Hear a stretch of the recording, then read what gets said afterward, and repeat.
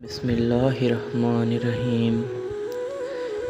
حضرت آدم علیہ السلام کے بیٹوں قابیل اور حابیل کا سچا واقعہ۔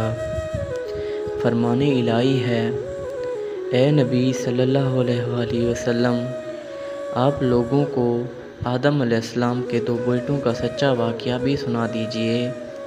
جب ان دونوں نے اللہ کے لیے قربانی پیش کی، ان میں سے ایک کی قربانی تو قبول ہو گئی اور دوسرے کی قربانی قبول نہ ہوئی، تو وہ کہنے لگا، میں تجھے قتل کر ڈالوں گا۔ پہلے نے کہا، بلا شبہ اللہ تقوی اختیار کرنے والوں کا ہی عمل قبول کرتا ہے۔ اگر تو مجھے قتل کرنے کے لیے اپنا ہاتھ میری طرف بڑھائے گا تو میں تجھے قتل کرنے کے لیے ہرگز اپنا ہاتھ نہ بڑھاؤں گا۔ بے شک میں تو اللہ سے ڈرتا ہوں جو تمام جہانوں کا رب ہے۔ میں تو چاہتا ہوں کہ اپنے ذمے اپنا اور میرا بے گناہ لے لے اور پھر تو دوزخیوں میں شامل ہو جائے۔ ظالموں کا یہی بدلہ ہے۔ آخر کار اس کے برائی کی دعوت دینے والے نفس نے اسے اپنے بھائی کے قتل پر آمادہ کر دیا اور اس نے اسے قتل کر ڈالا۔ بس وہ نقصان اٹھانے والوں میں سے ہو گیا۔ پھر اللہ تعالیٰ نے ایک کوے کو بھیجا جو زمین کھودنے لگا تاکہ اسے دکھائے کہ وہ اپنے بھائی کی لاش کیسے دفنائے۔ یہ دیکھ کر وہ کہنے لگا، ہائے افسوس، میں اس کوے جیسا بھی نہ ہو سکا کہ اپنے بھائی کی لاش ٹھکانے لگانے کی تدابیر نکال لیتا، اور وہ ہی پشیمان اور شرمندہ ہو گیا۔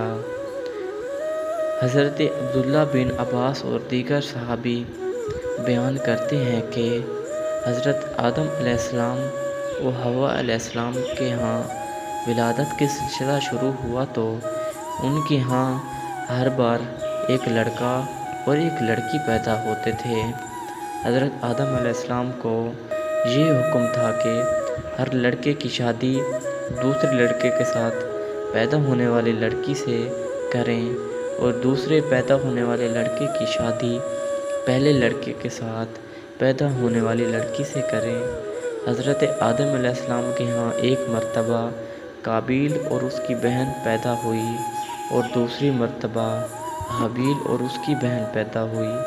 سابقہ اصول کے مطابق قابیل کی بہن کا نکاح حابیل سے اور حابیل کی بہن کا نکاح قابیل سے ہونا تھا۔ اتفاقی طور پر قابیل کی بہن حابیل کی بہن کی نسبت زیادہ خوبصورت تھی، اس لیے قابیل نے چاہا کہ اس کی شادی حابیل کی بہن کے بجائے خود اپنی بہن سے ہی ہو جائے۔ حضرت آدم علیہ السلام نے قابیل سے کہا کہ اپنی بہن سے حابیل کو نکاح کرنے دو، لیکن قابیل نے انکار کر دیا اور سمجھنے کے باوجود اپنی ہی بہن سے نکاح خود کرنے پر اصرار کیا۔ حضرت آدم علیہ السلام نے ان دونوں سے کہا کہ تم اللہ تعالیٰ کی راہ میں بطور نذرانہ قربانیاں پیش کرو، جس کی قربانی قبول ہو جائے گی وہی حق پر ہوگا۔ حابیل بکریاں پالتا تھا، اس نے ایک موٹی تازی بکری قربانی کی اور قابیل کھیتی باڑی کرتا تھا، اس نے گھٹیا قسم کا اناج اللہ تعالیٰ کی راہ میں پیش کیا۔ دونوں نے اپنی اپنی قربانی میدان میں رکھ دی۔